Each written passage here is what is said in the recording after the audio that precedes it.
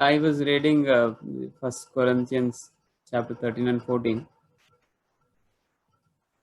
The three fundamental qualities that distinguishes a Christian, right? As we read in the last verse of 1 Corinthians 13, the faith, hope, and love. So faith in Jesus Christ, hope for our eternal salvation, and love for God and love for our neighbor. So, and if we read further in chapter 14, verse 1, pursue love, yet earnestly desire spiritual gifts, but especially that you may prophesy. So, love is actually a fruit of the Holy Spirit, while prophecy is a gift. It's a gift of the Holy Spirit. So, I mean, we can prophesy, but that should be out of love. So, our heart should be filled with love. So, whatever we do, we have to do with love. So, that's what Jesus said.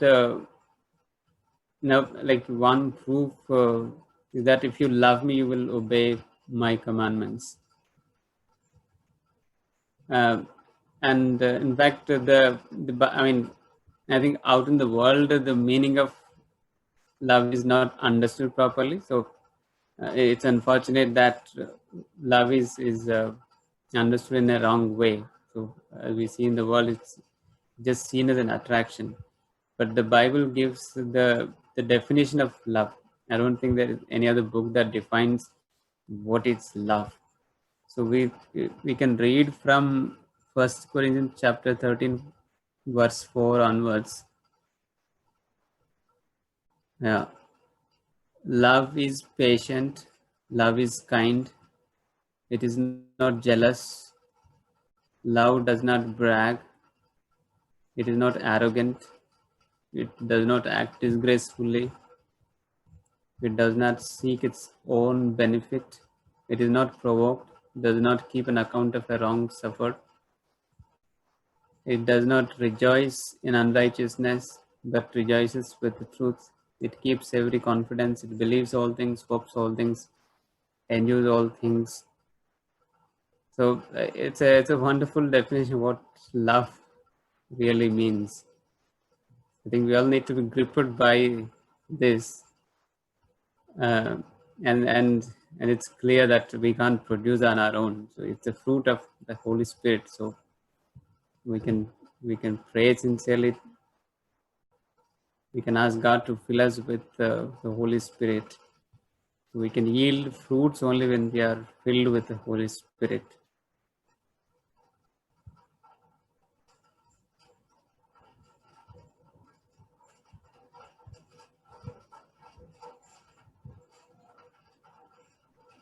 So yeah, I believe it's one of the fundamental qualities that each one of us should have as a child of God.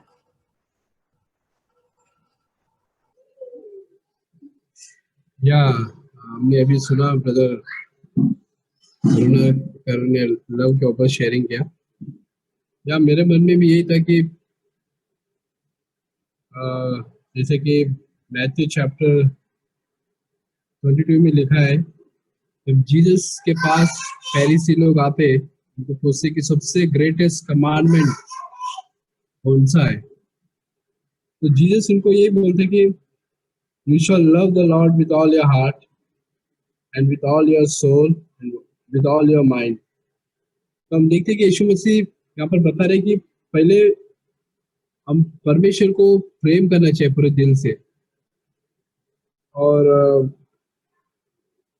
ये हमको अगर परमेश्वर को प्रेम करना चाहिए, और ये automatic नहीं आता। इससे पहले हमको ये जानना चाहिए कि परमेश्वर ने हमको सबसे पहला परमेश्वर ने हमको प्रेम किया है। ऐसा नहीं कि हम, जैसे आप लिखा है कि परमेश्वर ने हमसे पहले प्रेम किया इसलिए हम परमेश्वर से हम प्रेम कर सकते हैं। तो हमको देखना चाहिए कि परमेश्वर ने हमें किस तरह से प्रेम किया। और जैसे कि जॉन में लिखा है 3:16 में, परमेश्वर ने संसार से ऐसा प्रेम किया, उसने अपना इकलौता पुत्र दे दिया ताकि जो उस पर विश्वास करे वो नाश नहीं बल्कि अनंत काल का जीवन पाए। हम देखते हैं कि यीशु मसीह का जो प्रेम है हमारा पर, वो सिर्फ प्रेम नहीं बट वो प्रेम को दर्शा रहे। क्रूस पर हम उसका लव को, उसका प्रेम को देख सकते हैं। और हमको ये जानना चाहिए कि परमेश्वर ने किस तरह से हमको, अगर हमको परमेश्वर से प्रेम करना है तो पहले हमको देखना चाहिए कि परमेश्वर ने मुझसे किस तरह प्रेम किया है। ये बहुत इंपॉर्टेंट है। और मैंने देखता हूँ कि एक प्रेम इस तरह से बढ़ सकता है। लूक चैप्टर 7 में लिखा है,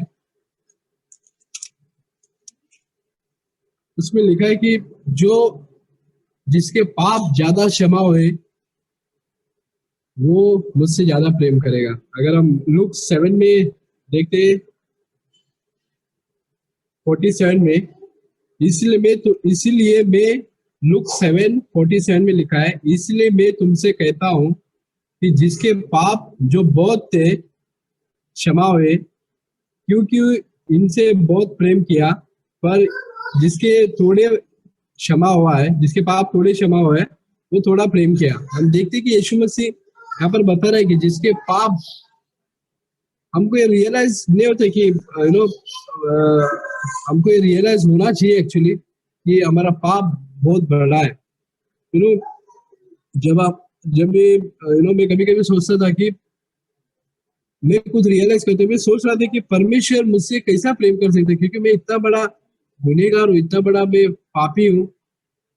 हाउ वो कैसे मुझसे प्रेम कर सकता है? क्योंकि जब मैं मेरे पाप को मैं याद करता हूँ, स्मरण करता हूँ कि परमेश्वर ये सब पाप को लेकर तो कैसे मुझसे प्रेम कर सकता है। मेरे को एक अमेज लगा। मेरे को जब मैं मेडिटेट कर रहा था इसके बारे में, मैं सोच रहा था कि परमेश्वर जब मेरे पापों को मैं ऐसे देख रहा था कि प्रभु में इतना सारा, मेरे को पता है कि मैंने क्या क्या किया है, क्या क्या गुनाह किया, हम सबको पता है। वो सब के बावजूद भी परमेश्वर हमसे लव करता है। जब मैंने देखा कि एकदम अमेजिंग है, और मेरे को रियलाइज हुआ कि परमेश्वर चाहता है कि वही सेम नेचर वो हमको देना चाहता है, सेम नेचर, ताकि हम दूसरे को भी लव कर सके, ताकि हम शत्रु को, मेरे दुश्मन को, हमारे शत्रु को, जो हमसे नफरत करता है, जो हमसे हेट करता है, जो हमसे जेलसी रखता है, सेम एग्जैक्टली जिस तरह परमेश्वर ने हमसे प्रेम किया, हम उससे प्रेम कर सकते हैं। और हमारा पाप, हमको रियलाइज होना चाहिए कि मेरा पाप कितना परमेश्वर के विरुद्ध। मैं सोच रहा था कि कभी कभी हमको सोचते हैं कि अरे इसके पाप बहुत बड़े, इसका गुनाह बहुत बड़ा है। फिर कभी कभी मैं न्यूज चैनल में देखता हूँ कि एक टेररिस्ट या तो एक जो रेप किया उसको अभी फांसी होने वाला है। तो हमको कभी कभी हम देखते हैं, ऐसा लगता है कि यार ये तो बहुत मेरे से भी ज्यादा गुनहगार है। मैं तो थोड़ा, मुझे इतना डिसेंट में, मैंने इतना गंदा पाप मैंने नहीं किया है। हमको ऐसा लगता है कभी कभी। और मैं सच कहता हूँ, जब मैं इस तरह से देखता हूँ, मैं परमेश्वर के सामने मैं ये कन्फेस करता हूँ, लॉर्ड ये जो रेपिस्ट जो खड़ा है, जिसको फांसी होने वाला है, मेरे को रियलाइज होता है कि इससे बड़ा मैं गुनहगार हूँ। और मैं सच कहता हूँ, जब मेरे को ये एहसास होता है कि लॉर्ड मेरे को आपका नीड है, आपका जरूरत है, मैं सबसे बड़ा गुनहगार हूँ, पापी हूँ, तो मैं देखते कि परमेश्वर का एक प्रेम, परमेश्वर का एक दया, करुणा, परमेश्वर का एक प्रेजेंस मैं एहसास करता हूँ। और मैं देखता हूँ कि परमेश्वर इस तरह से जब अपने पापों को छोटा देखोगे तो परमेश्वर से प्रेम बहुत कम करोगे। तुमको पापों का कीमत नहीं मालूम। यीशु मसीह का हर एक पाप का जो कीमत है उसे चुकाया है, हर एक पाप का उसने कीमत चुकाया है। तो जब हमको एहसास होगा कि मेरा ये जो पाप बहुत बड़ा है, छोटा नहीं बहुत बड़ा है, तो ये एहसास होएगा। तो यहाँ पर लिखा है कि 7:47 में क्या लिखा है कि जिसके पाप थोड़े क्षमा हुए वो थोड़ा प्रेम किया, जिसके पाप ज्यादा क्षमा हुए वो मुझसे बहुत ज्यादा प्रेम किया। तो ये हम देखते हैं कि जब हमको हमारा अपराधों को, हमारे गुनाहों को जब हम देखते हैं कि परमेश्वर ने माफ किया, तो हमको परमेश्वर के प्रति वो प्रेम बढ़ाता है। क्योंकि हमको परमेश्वर ने हमको कितना सारा धर्म, कितना सारा पाप उसने माफ किया, हमको क्षमा किया, और उतना ही नहीं, हमको जस्टिफिकेशन किया उसके लहू के द्वारा, हमने यीशु मसीह पे विश्वास करने के द्वारा। तो हम देखते हैं कि परमेश्वर का धन्यवाद हो, और ये चीज हमको याद रखना चाहिए। और एक चीज मैं बताना चाहता हूँ कि सबसे शुरुआत हमको परमेश्वर के प्रेम के द्वारा, जैसे हम ब्रदर करुणाकर ने अभी कोट किया, जो मुझसे प्रेम करता है मेरे मेरे आज्ञा का पालन करेगा। यीशु मसीह ने इस तरह बोला है, if you love me you will obey my commandment. इस ऐसा नहीं कि अगर हम परमेश्वर का आज्ञा को हमको मुश्किल कठिन लग रहा है, तो इसका मतलब है कि हम परमेश्वर से प्रेम नहीं करते। जब तुम प्रेम करोगे यीशु मसीह पर, तो उसका आज्ञा जो परमेश्वर का कमांडमेंट है वो इजी लगेगा। कभी कभी हमको माफ करने के लिए कितना मुश्किल लगता है किसी को, और किसी को ऐसा लगता है कि यार ये हम दोष लगाते।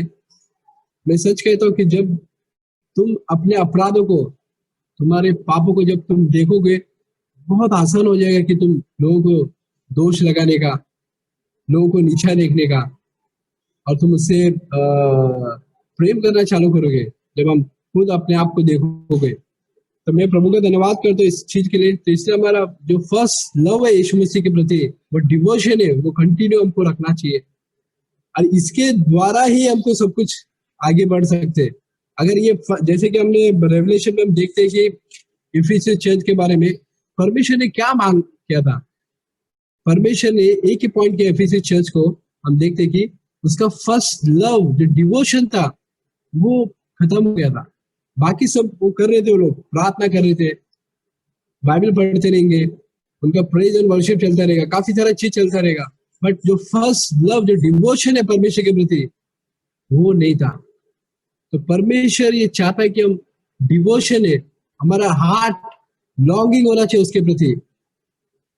लॉर्ड, जब हम परमेश्वर को मिस करते या परमेश्वर का प्रेजेंस हम नहीं फील करते, तो लॉर्ड आप किधर हो, हमारा मन के प्रभु को ढूंढ रहा है उस टाइम पे। या मेरा लाइफ में सिर्फ बाइबल पढ़ने से मैं सर्टिफिकेशन नहीं हूं। मैं सच कहता हूँ, मैं चर्च जाने से सिर्फ सर्टिफिकेशन नहीं हूं, और ना ही प्रार्थना करने से या गाना गाने से मेरा लाइफ इधर सर्टिफिकेशन नहीं है। बट मैं हर दिन परमेश्वर के प्रति उसको लव करना चाहता हूँ, इसके डिवोशन मेरे परमेश्वर को हर दिन में longing, Lord I need you all the time. Her time में परमेश्वर को उपस्थित से चाहता हूँ, मेरे साथ रहे हो, मेरे हमेशा, मैं हमेशा उसको हर टाइम लव करना चाहता हूँ। ये मेरा डिजायर है, लॉन्गिंग है मेरे प्रिय भाइयों। और ये यहाँ से शुरुआत अगर हम नहीं करते, बाकी सब इसके द्वारा फ्लो होना चाहिए। बाकी सब हम करेंगे वो अगर आउट ऑफ लव नहीं है कुछ भी, तो कुछ भी नहीं है। जैसे कि परमेश्वर वहां पर बता रहे हैं उनको, एफएसी चर्च को, कि पहला प्रेम तुमने छोड़ दिया है, इसलिए पश्चाताप करो, मन फिराओ। तो अगर हमारा डिवोशन परमेश्वर के प्रति लॉन्गिंग नहीं है, अगर हम पहले जैसा परमेश्वर को प्रेम नहीं कर रहे, पहले जैसे हम परमेश्वर को ढूंढ रहे नहीं है, तो कुछ तो प्रॉब्लम है। तो लॉर्ड मुझे प्लीज बताओ किधर मैं खो गया हूँ, मैं किधर में भटक गया हूँ, मैं किधर में संसार की चीजों में, हो सकता है मैं पैसे से प्रेम कर रहा हूँ, हो सकता है मैं खुद के मार्ग या खुद के इच्छाओं को प्रेम कर रहा हूँ, या खुद को, मेरे फैमिली को प्रेम कर रहा हूँ। और परमेश्वर का जो स्थान है नीचे नीचे जा रहा है, लेकिन बाकी जो मेरा प्रायोरिटी है वो ऊपर जा रहा है, लेकिन परमेश्वर नीचे आ रहा है। तो ऐसा हो सकता है। तो इसलिए हमको रिपेंट करना चाहिए। लॉर्ड प्लीज मैं हर दिन में खुद के लिए प्रे करता हूँ, लॉर्ड आज मैं जितना मैंने प्रेम मेरे कल किया था, please I want to love more today. मैं कितना प्रेम मैंने कल किया था उससे ज्यादा मैं आज प्रेम करना चाहता हूँ। Lord I want to love more. ऐसा नहीं कि कल प्रेम किया खत्म हो गया, बट मुझे और बढ़ाओ। और मैं बताना चाहता हूँ कि मैं कंडेम नहीं करना चाहता हूँ किसी को। अगर हम परमेश्वर से प्रेम नहीं करते तो आप परमेश्वर से मांग सकते, लॉर्ड मैं आपसे प्रेम नहीं कर रहा हूँ, please I want to love you, please मुझे दिखाओ, मुझे समझ में नहीं आता बहुत सारा चीज। तो इस तरह से मैं भी सीखा हूँ। परमेश्वर अपना रोमन्स में लिखा है 5 में, परमेश्वर ने उसका प्रेम हमारे हृदय में उंडेला है।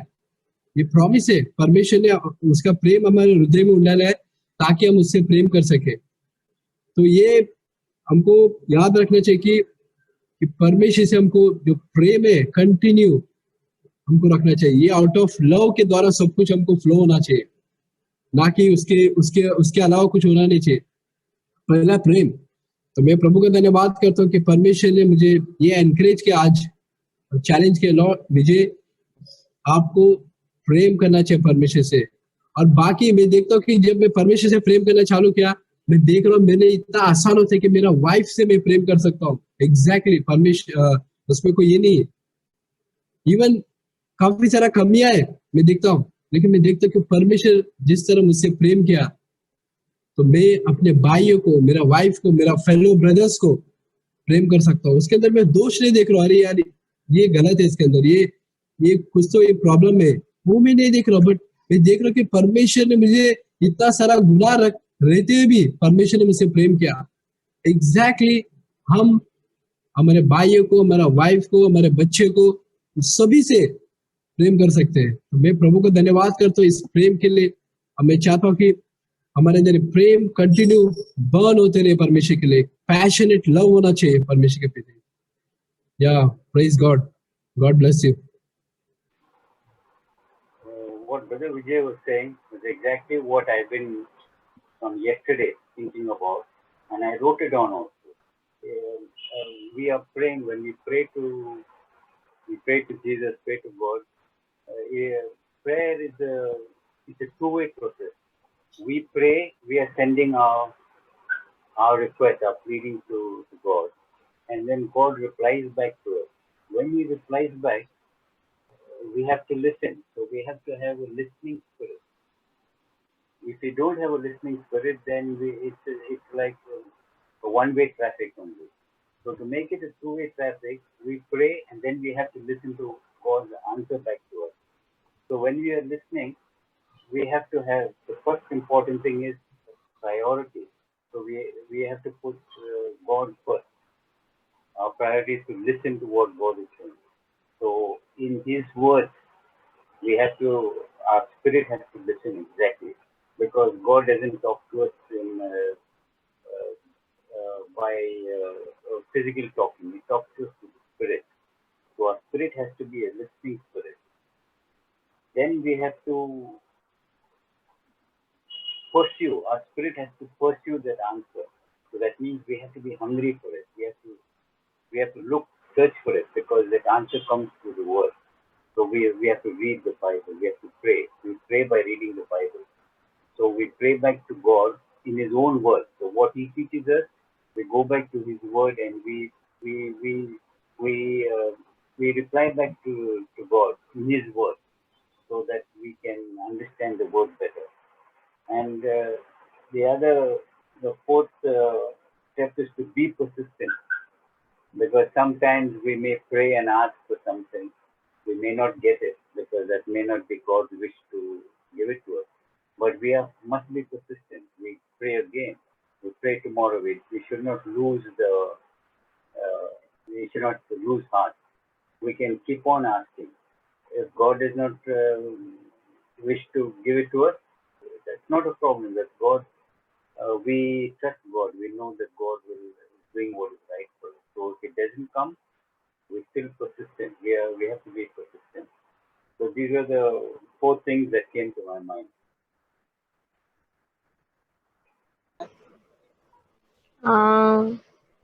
वचन पडतंय.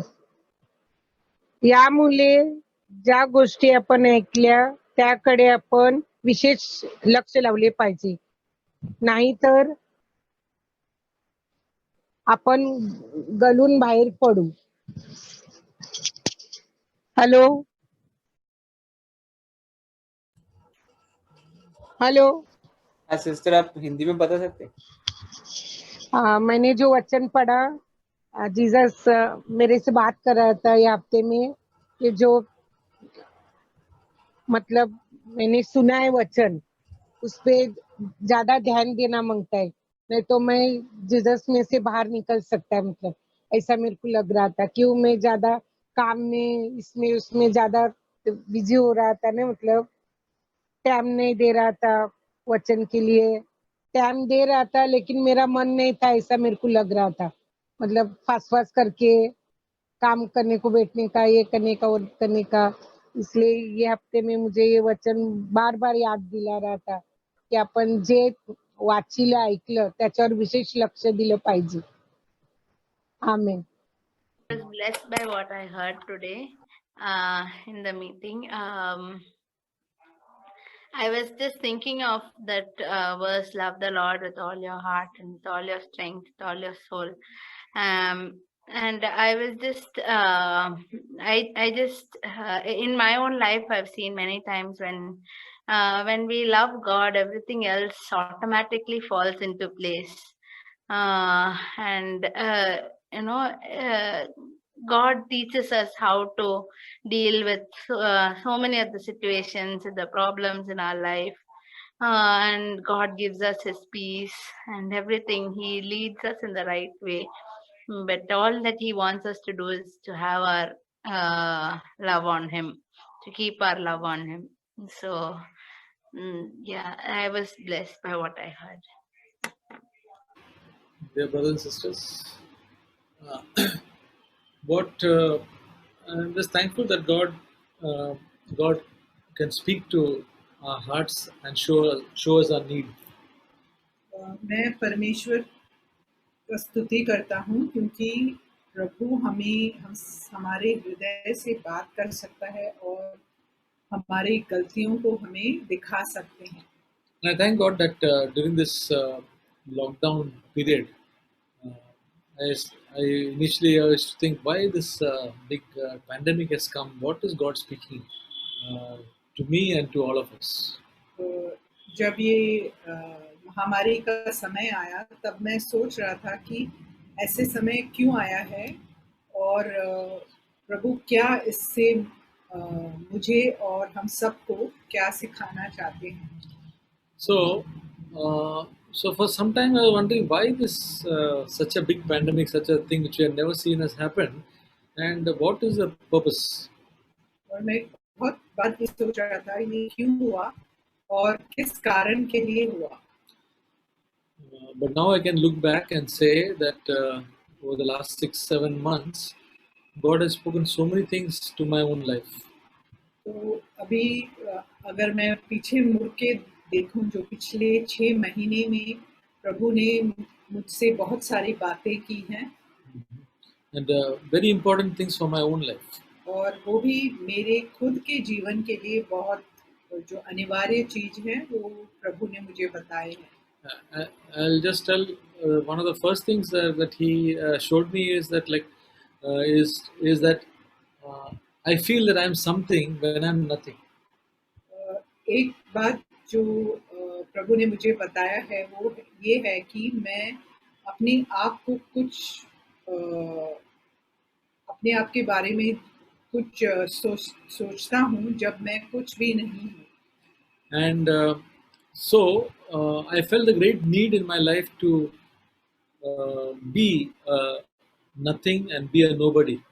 तो मुझे ऐसा महसूस हुआ कि मुझे भी प्रभु के सामने कुछ नहीं होना चाहिए. Because that is the way that Jesus went in his own life. He became he was exalted. He became he emptied himself to be a nobody, to be a bond slave. So that is the way Jesus went. तो क्योंकि जो यीशु मसीह के बारे में भी हम यही देखते हैं कि जब वो इतने महान और स्वर्ग के स्थानों में वो थे, वो सब छोड़कर वो इस दुनिया में आए और अपने आप को दास के रूप में उन्होंने मनुष्य के सामने उन्होंने प्रकट किया. Yeah. So, but yesterday I felt God showing me some another thing in my life. और कल मुझे प्रभु ने एक और बात बताई. In the WhatsApp, a particular what do you call it? A passage came. मेरे WhatsApp में एक ऐसा मुझे एक मैसेज मिला. Yeah, a message came, and the message is like this. और वो मैसेज ऐसा है. A tussle between convictions and expectations from others. अ, वो ऐसा है कि जैसे दो जो हमारे एक हमारा एक तरफ हमारा जो विश्वास है वो हो सकता है और दूसरी तरफ लोग जो हमसे जो हमारे तरफ से जो चाहते हैं, इन दोनों चीजों में एक जैसे Our expectations from others. हाँ इसमें जैसे एक लड़ाई जैसे होता है. Yeah. So the tussle between our convictions and the expectations that we have from others. जो हमारे जीवन में जो हमारी विश्वास है और हम जो दूसरे लोगों से हम उनसे कुछ चाहते हैं, उसमें हम एक लड़ाई जैसे महसूस करते हैं. So we may have some good convictions based on Bible and good principles. हमारे कुछ ऐसे सिद्धांत हो सकते हैं जो परमेश्वर के वचन पर आधारित है और अच्छे सिद्धांत हैं वो. But when we expect others to keep up to that, और जब हम सोचते हैं कि दूसरे लोग उस स्तर तक पहुंचे, then they don't, then we can be in unrest. तो जब वो उस स्तर तक नहीं पहुंच पाते तो हमारे में हम एक अशांति और बेचैनी देखते हैं. So that is one thing that I mean, I'm telling about myself, and since I have the same flesh, all of us also can identify to that. तो मैं अपने जीवन के बारे में बता रहा हूँ, लेकिन क्योंकि हम सब इस शरीर में हैं तो हम सबको भी यही जो महसूस हम सब कर सकते हैं इसे. So expectations are like when somebody does something, even if it is good, but we say, why only so much? He or she was capable of more.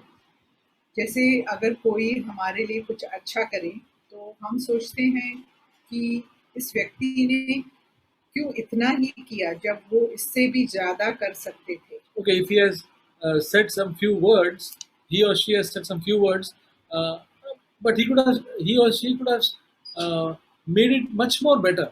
I mean, said it in a much more better way.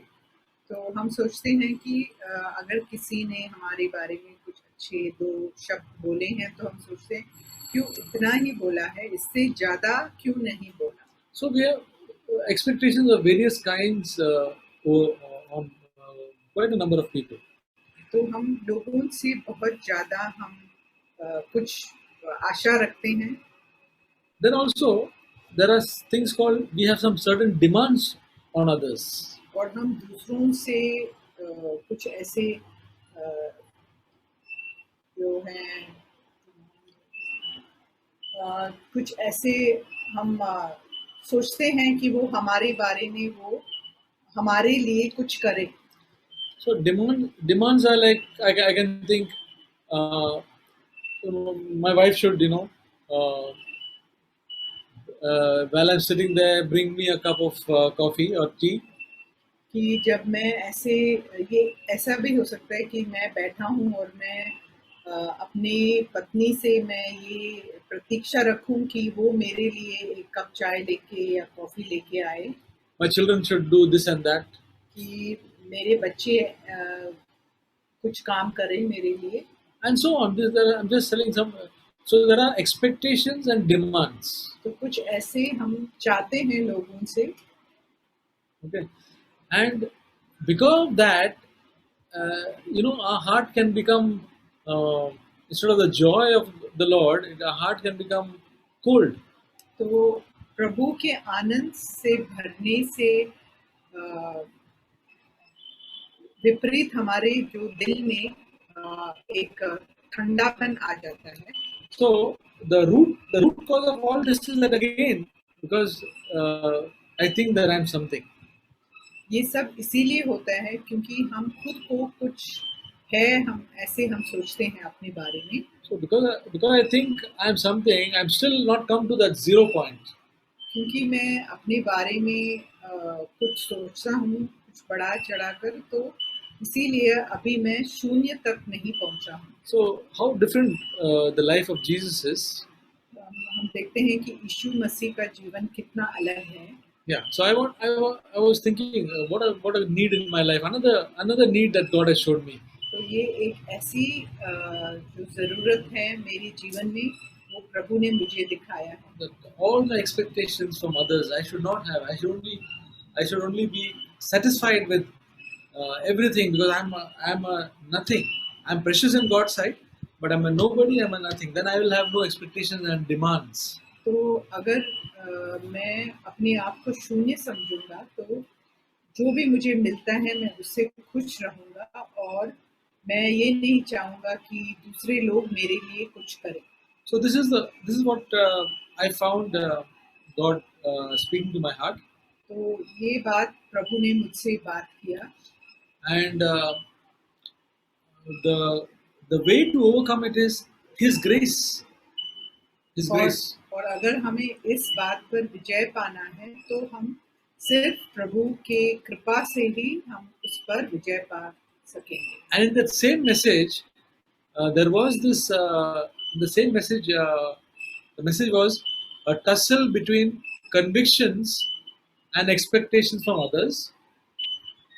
And in the same message, it was said, "From His fullness, you should receive grace upon grace." और जो message मुझे मिला था उसमें ये जो पहले मैंने कहा वो लिखा था, फिर उसके बावजूद ये भी लिखा था कि जो परमेश्वर, जो पवित्र आत्मा है, उनकी कृपा से हम अधिक कृपा प्रभु से पा सकते So हैं। that's the word from John. It says, it's from John chapter 1, I think.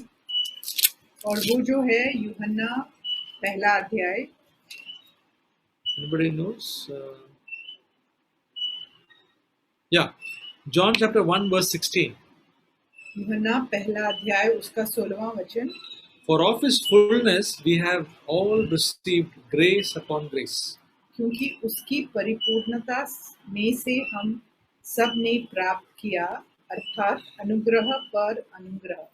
So this is the cure for all the expectations and demands in our life. His grace upon grace we can receive from God, so that we can be free from all demands and expectations. जो हम कुछ ऐसे दूसरे लोगों के लिए कुछ ऐसा स्तर रखते हैं कि वो यहाँ तक पहुँचना चाहिए उन्हें, ये सब बातों से हमें तभी आज़ादी मिल सकती है जब हम परमेश्वर का जो अनुग्रह है उसे हम पाएंगे। I want to trust God for being free from all expectations and demands on others. तो मैं विश्वास करता हूँ कि प्रभु मुझे इससे मुझे मुक्ति देगा।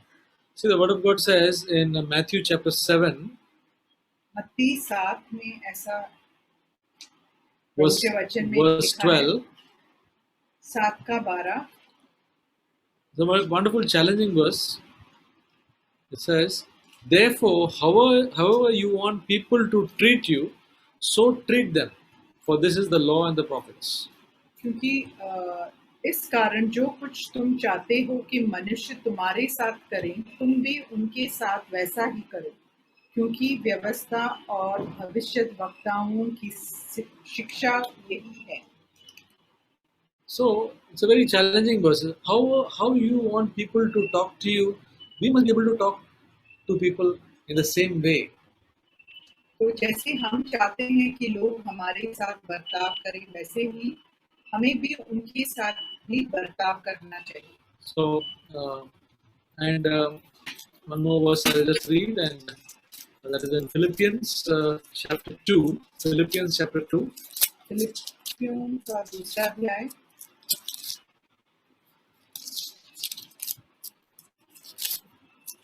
It says,